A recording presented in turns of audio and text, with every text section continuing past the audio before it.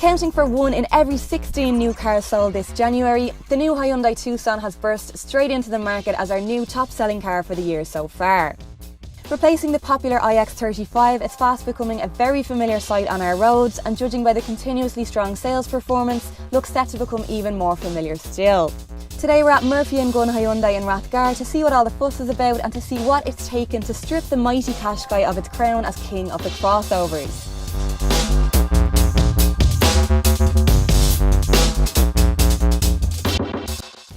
Regarding the name, if it sounds familiar to you, that's because it's not the first time Hyundai have used it, and they did have another short-lived Tucson between 2004 and 2009, which was then replaced by the iX35 and is now back to Tucson again, which, in case you were wondering, is a city in Arizona. So with those important facts out of the way, we'll crack on. Firstly, with the new design, which is no doubt a huge part of the Tucson's appeal, with its big, bold grille and sharp, angular lines, I think the whole country is in agreement that this is a very handsome car.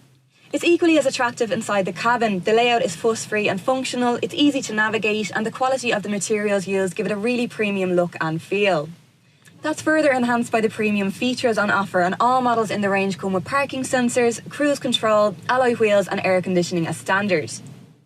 Mid-spec executive models add heated leather seats and an 8-inch touchscreen display complete with sat-nav and a reversing camera. And then the top-of-the-line premium range models add a panoramic glass sunroof, rain-sensing window wipers, additional safety features. I could go on, but the choice of trims is really good, with some in-between specs thrown in there as well so that you only pay for the things that you really want.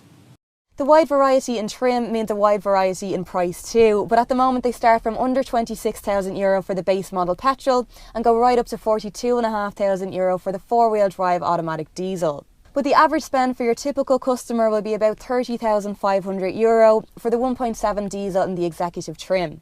So far so good, but we've also got to look at how it measures up in terms of practicality, and perhaps not surprisingly, it does pretty well here too. Space-wise, it's impressive, it feels roomy up front, and 3 adults will fit quite comfortably in the back, and 2 even more so thanks to the pull-down centre armrests.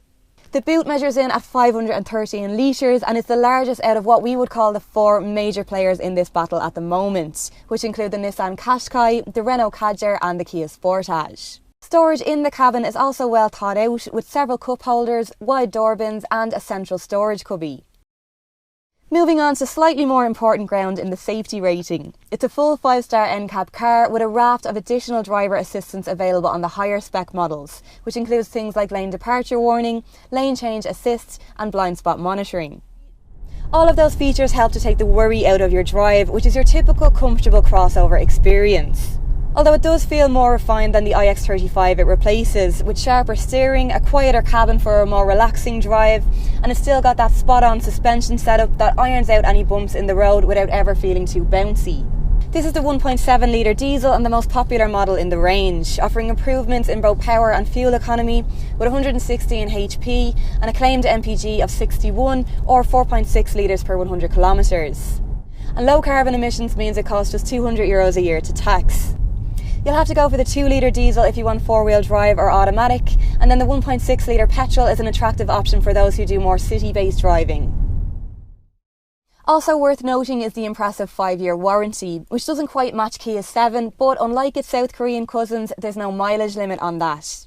So for some people, particularly heavier road users, the prospect of 5 years without a limit might even suit them a bit better.